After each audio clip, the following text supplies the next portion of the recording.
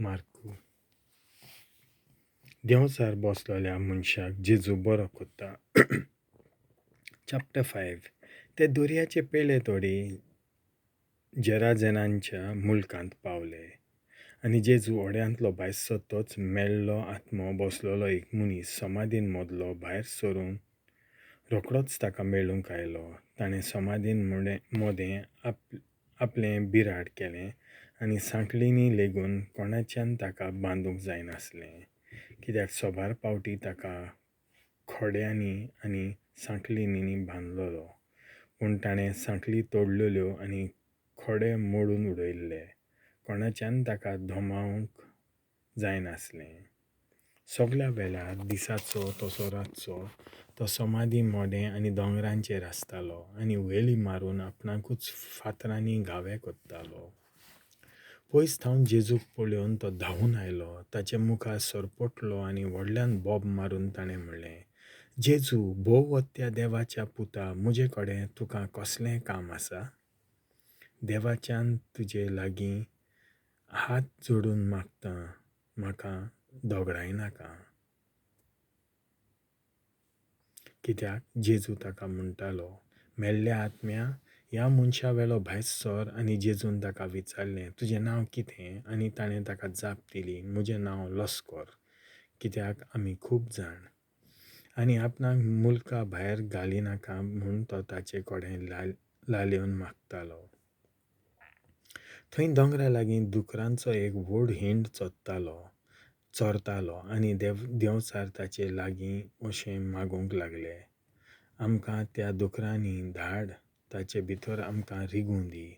जेजून तांकां रोज्या दिली आनी ते मेल्ले आत्मे भायर सरून दुकरांनी रिगले. आनी सुमार 2000 दुकरांचो तो आख्खो हिंड कोडश्या वेल्यान दर्यांत शेवटलो आनी बुडून मेलो.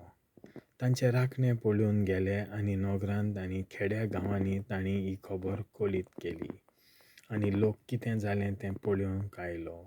आनी जेजू सोंशें येवन देंवचार कोश्टायतालो तो मनीस म्हणजे जाचेर लस्कोर बसलोलें तोच. आंगावळी न्हेसून आनी तकलेन सारको जाल्लो थंय बसला तो पळोवन तीं भियेलीं.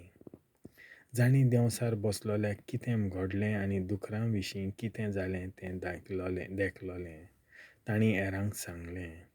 तेन्ना तो लोक आपल्या मुलकांतलो भायर सरून वच म्हूण जेजू कडेन मागूंक लागलो. आनी तो ओड्ड्यार चोडटाना देंवचार बसलोलो तो मनीस आपणाक ताच्या सांगाता रावूंक दी म्हूण मागूंक लागलो. पूण जेजून दिलें ना. आनी ताका सांगलें, तुज्या घरा आनी तुज्या लोकांशीं वच आनी सर्वेस्परान तुजे खातीर केद्यो व्हडल्यो वस्तू केल्यो आनी कशी ताणें तुजी दया केली तें तांकां सांग.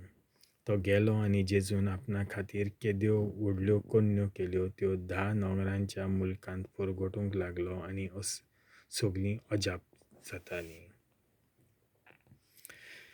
जेजू जायरसाचे धुवेक जिवी कोत्ता आनी रोगपाट जाल्ले बायलेक बरी कोत्ता.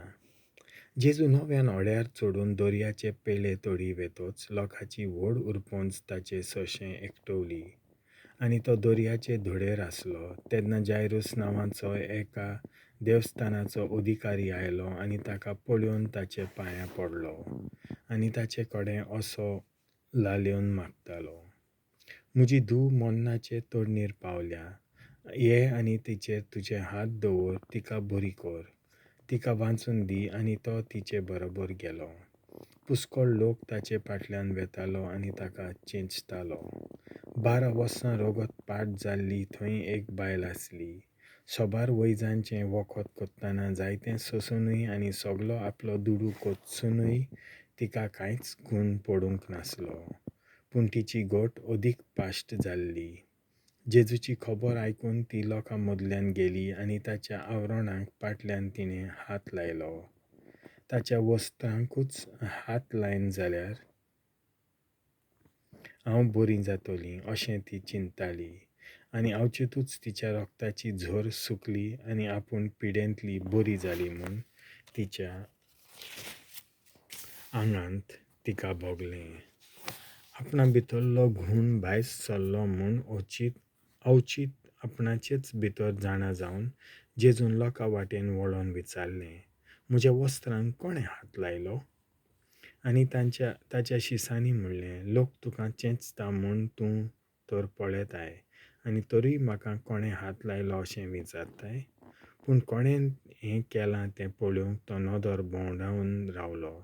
तेन्ना आपणाक कितें घडलें तें जाणो आसली देखून ती बायल भिवून आनी कांपून लागली आनी ताच्या पांयां पडली आनी सगळें सत तिणें ताका सांगलें. ताणें तिका म्हणलें, धुवे म्हजे, तुज्या भावार्थान तुका बरी केली. शांतीन वच आतां आनी तुजे पिडेंतली मेकली राव. तो उलयता थंयच आसतना देवस्थानाच्या अधिकाऱ्यांगेर थावन धाडलेले मनीस पावले. ताणें म्हणलें, तुजी धूव भायर पडली. गुरुजीक आनीक त्रास कित्याक दिताय? पूण ताणें म्हणलेलें तें आयकून जेजून देवस्थानाच्या अधिकाऱ्याक सांगलें, तूं भियेनाका, भावार्थ धर, मात धर. आनी पेद्रू, जाकोब आनी जाकोबाचो भाव जुंवो हांचे भायर ताणें कोणाकूच आपणा बरोबर येवंक दिलें ना. देवस्थानाच्या अधिकाऱ्याच्या घरांत भितर सरतच जेजून गळबळ जाता तो देखलो आनी व्हडल्यान रडटालीं ती आनी जायतें सांगून विलापतालीं तीं ताणें पळयलीं. भितर वचून ताणें म्हणलें, तुमी कित्याक म्हूण गळबळटात आनी रडटात? चेडूं मरूंक ना, तें न्हिदलां. आनी लोक ताका हांसूंक लागलो. पूण तांकां सगल्यांक भायर घालून चेडवाच्या बापायक आनी आवयक आनी आपल्या सांगात्यांक घेवन चेडूं आसलें थंय गेलो. आनी चेडवाच्या हाताक धरून ताणें म्हणलें, तालिता कूम, म्हणजे चेडवा, तुका सांगता, उठ. रोखडेंच चेडूं उठून भोंवूंक लागलें. ताका 12 वर्सां आसलीं आनी लोक अजाप जावन भारी थटकलो. आनी कोणाकूच हें गमय ना जावंक ताणें झडझडीत फर्मायलें आनी चेडवाक खावंक दियात म्हूण सांगलें. देवाचें उतर हें.